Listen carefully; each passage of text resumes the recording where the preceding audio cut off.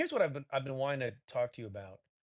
So lots of people observe and praise you, understandably, for going to many different places Mm. and speaking your mind and talking about your values and the Democratic Party's values in unfriendly territory, notably Fox News, but other places you did. You've done podcasts uh, with audiences that are not necessarily aligned with your points of view, and we can talk about that for a minute. Um, do you prepare differently when you're going to go on a setting like that than you do when you're going to be in front of a friendlier audience? Do you prepare more? Do you think about your words differently? How is it different, or are you just the same and you let people either be persuaded or not, no matter where they are on the spectrum? Yeah, I definitely aim to be the same, and it's Yeah, less work to try to be the same. I always said when I was mayor, never say something at the Chamber of Commerce breakfast that you'd be embarrassed to have repeated at the labor lunch that same day. When you right. really, if you believe the same things everywhere you go, then you ought to But be able to but do you make ar- discuss do the. you, but when you're trying to persuade people who are not with you, do you use different stories? Do you use different analogies to put yourself in their position? I mean, you must do that, right? Yeah, sometimes. I mean, different ways of thinking about it are going to appeal to different people. The other thing I try to do is just listen and watch a little bit to those other formats or other voices. I mean, sometimes, and not so you can sound like them. Sometimes the Yeah, best counter arguments I've thought of to someone from the right, I think of while I'm watching yeah. them on Fox or online, thinking, "Wait a minute!" Like if I think a lot of us, whether you're in public life or not, you have that experience. You see somebody on TV saying something, and later on, like you're just going about your day, you're in the shower and you think of like, oh, Oh, this is that's when you what get I the wish comeback. I could say. Oh no, I have great comebacks 36 hours later. Exactly. And then it's too late to tweet them at that point. Why do you suppose more people don't do what you do? I know you've been asked this question before, but I'd Yeah, like I to hear what think you part think of it about has that. to do with risk, right? I think a Yeah, lot of folks in politics and frankly, a lot of folks in my political party are reluctant to take those kinds of risks. And there's this sense that, if you're in those formats, you're being pressed, you might step on a landmine and you might. Like, I don't believe that I'm immune to that. I don't have such a yeah. high opinion of myself that I think I'll never say something, maybe that I didn't quite mean to say it that way or that I might be criticized for. I just think it's worth it in order to make sure that you're reaching a broader audience. Now, I'll draw a line too. I mean, on Fox News, there's a distinction between, even though the entire network I think is very right leaning and not always fair. There's a distinction between the quote unquote news side and the opinion stuff Yeah. you see a little bit later into the night. Although actually, I've noticed they're not willing to have me on as often anyway. So we'll see what comes of that. But more generally, I think, look, there's more tension on the string, and frankly, it tends to be a particularly interesting conversation when you are talking to somebody that you don't always Yeah. agree with. And my great concern about the way the internet has kind of sorted us into various buckets is that everything we see now is, somebody you agree with looking good or somebody you disagree with being disagreeable and not much in between. And I'm used to, I grew up in a time when there'd be a controversy and you'd see it covered on television and you'd hear from the one side and you'd hear from the other side and it would make you think. Do you find that you've been successful and you've gotten lauded for doing well in those unfriendly environments politically? Do you find that now going forward that there are hosts who are trying to trip you up and that their goal is to have a gotcha moment? And does that change anything about how you do what you do? Yeah, this definitely happened. I mean, every Right. time, Yeah. often it can happen on a rope line, a gaggle environment where you got a bunch of reporters throwing questions at you. That would happen when I was secretary, and sometimes it happens when you go on these shows too. But again, you should be. Look, a gotcha question probably comes because there's something interesting behind it, and so you got to be. It's usually about something that it's complicated or tricky to explain where you stand, Yeah. and if you're in the business of explaining things, you should be ready to explain complicated and tricky things too. Where it gets frustrating is if it's bad faith, if the premise of the question isn't even true, Yeah. or if it just has nothing, no bearing on people's actual lives, which is what I'm always constantly trying to return the focus of our politics to is everyday life. Yeah. And so that was a setup for me Hmm. to restate one of my favorite quotes from you in dealing with that kind of a loaded bad faith question. I forget where you said this, but you said, "I'm not a master fisherman, but I know bait when I see it, Hmm. and I'm not going to take it, which I think is a larger lesson, Hmm. um, maybe a more important lesson than even going to different places. Do you think people take the bait too much, and is that just a natural proclivity of people to get sidetracked and take the bait and not talk about what the actually important issue is?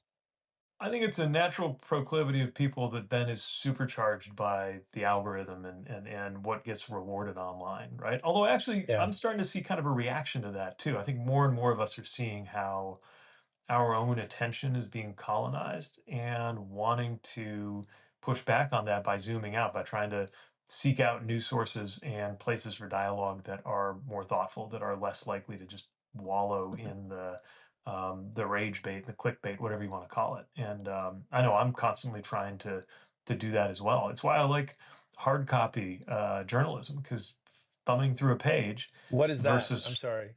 What is that? just like it still I know, exists. I know. It does It's it? still out there. You can still find it, and I it's thought just I thought different. all Like seeing a media page that was is. assembled for you by an editor instead of the algorithm makes a difference. Don't let the Substack people hear you say that. Um, I think all media is now on Substack, is what they say. We know what Do I you- like about Substack is that there's a bit of everything, right? You can have a short post yeah. like a tweet, you can have a long story like a Medium, you can do this, which sometimes I've done formats like this on Instagram Live. So I'm finding it a really good space to do my thing. How have you found it? So I'm new. So I'm a novice. I think you are my third Oh, Substack live date. all right, I'm Um, honored. I have the jitters a little bit. I don't have the background completely set yet, but I'm liking it. I think it's a great environment. And you say, I'm familiar with Twitter and Mm, Blue Sky, and there's sort of that function on here. We have a bunch of folks who are contributors who will supply thoughtful mm, pieces, multiple times a week. It's sort of like one-stop shopping, which is I yeah, think what they want.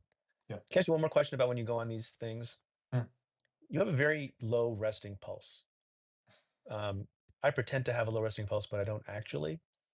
So my first question is, do you actually have a low resting pulse, or do you mask your frustration and annoyance when people say really ridiculous, stupid things? Like, for example, when I was talking about with a couple of historians yesterday, was how do you react when people with a straight face say that the taking of the $400 million jet from Qatar is the same as the United States taking the Statue of Liberty, which Congress voted on? Like when you hear something like that, do you make that face? Do you put your hand on your head? yeah, Um, no, you smile through it. How do you deal yeah, with I'm only idiocy human, like right? that? Like, there's definitely stuff that drives me insane, or like gets my, especially in a bad faith, interaction with a questioner. Sure. Sometimes, So do you have a breathing exercise? Do you count to five? Like, do you do something? it's funny. I don't know that I have anything that systematic, but parenting, like everybody, I'm learning a lot through parenting. So, Yeah. a couple months ago, I go into the bedroom. We got twins; they're 3 years old, and there's just laundry all over the floor, and I was not happy. Obviously, I thought they'd emptied out all of the drawers in their dresser, and I'm like, all right, what happened? Who did this? And our son says, I didn't do it. And then her brother or his sister says, I didn't do it. I was like, all right, well, you know what's even worse than, they're three, they're learning about truth and lying. I'm like, you know what's worse than making a mess is lying. So you got to come clean, because I didn't do it, and the three of us are Yeah. the only ones home right now. So who did it? And I thought I was being pretty calm. But then our daughter looks up to me and she quotes Daniel Tiger to me. She says, Daniel Tiger says, if you feel so mad you want to roar, take a deep breath and count to four. And I'm like, are you anger counseling me? I You're think three. I think you were anger counseled, and you're the better Apparently. and you're the It better man definitely made me for it stop now. and think. I don't You're know the if I better stopped man. and counted to four, but I was impressed. But I like that you took up the sort of prosecutorial posture there. Yeah, there was definitely a cross You know, examination there. It's if just you like, if you wait a ever minute. need Then if you her ever need a brother, lesson on the grand jury, just give me a call. well, We then can her brother convene came one. back into the laundry room, or into the bedroom we were in, with a laundry basket upside down on his head, and made it clear what was going on. He said, I needed my basket head. And that's when she's the lawyer clearly in the family. She looks up and says, Papa, I'm sorry Gus made a mess. Oh, wow. Does she probably has a more refined and intelligent view of birthright citizenship than than a lot of people I've been hearing from today as these arguments take place. Not to do a ridiculous segue, Yeah, no, but I'm curious there's about your take on this because to me, like, these are the people who say they're like plain text constitutional originalists, right? And they here you have the have something that Constitution could that not they be don't plainer. read. It could not be plain. I had it up here. I thought we might. Yeah, all persons born or naturalized in the United States and subject to the jurisdiction thereof are citizens of the United States and of the state wherein they reside. I only got to listen to a little bit of the argument. Well, maybe an hour and a half of it, and it went quite a long while. And Justice Sotomayor was very clear, talking about four prior Supreme Court decisions in different scenarios. It doesn't matter if your parents came here illegally. Doesn't matter if you were here temporarily in a number of other scenarios. And the Constitution is clear that you are a citizen. And it seems like these guys, they either want to have a policy argument or a political fight Mm, rather than gear themselves to the Constitution. And you could have a debate about whether or not there should be a constitutional amendment. yeah, You could have a debate about whether or not birthright citizenship makes sense. There are other countries, there are liberal democracies that we respect that don't have this right, right. and there are reasons for that. There are good reasons why we have it the system, but that's the system we have. So Right. I mean, you that's can't the make thing it I up. don't, you're obviously a great legal mind. I'm not a lawyer and didn't have that training, but it seems to me like I can understand a political fight. I can understand an administration Yeah, picking a legal fight that they know they're going to lose for some kind of political advantage to fight over this issue. What I can't understand is anybody who is in the legal system agreeing with them unless they're paid to do no, so. Like I can't no. understand the courts taking that seriously. Well, Amy Coney Barrett, the other part of the argument that's very interesting, and I haven't heard any of the commentary, so maybe I'm on an island here. She seemed very, very skeptical Hmm, of the premise. And what's going on here is a little bit more procedural hmm, than the substance of hmm, the birthright citizenship clause. It's whether or not one judge can sort of decide hmm. for everyone nationwide, um, an injunction, whether that's proper or not. And there, for a lot of common sense reasons, particularly in cases like this, it does make sense. It is lawful. There is precedent for it. And Amy Coney Barrett seemed to be very strongly on that side. It's kind of hard. Speaking of sort of making difficult arguments to people, when there's so much bad faith, and the people who are making the arguments, even in courts of law, seem to be aware that they have no chance of winning. Look, the third term argument, I don't know if it's just a trial balloon or not, but that may be litigated one day. That's even clearer. That's even clearer than the person's born or naturalized in the United States. Um, and there's issue after issue. These executive orders that have been, you know, um, targeted at law firms, including my own law firm, from where Yeah. I'm speaking at this moment. They're dead bang losers on multiple grounds, and they do it anyway. But is that the place where, another segue? Is that the place where Democrats should be arguing and fighting? It's where I argue and fight because that's Yeah. my expertise and that's what I do for a living. But should they resist that and talk about bread and butter, tariffs, the economy, inflation?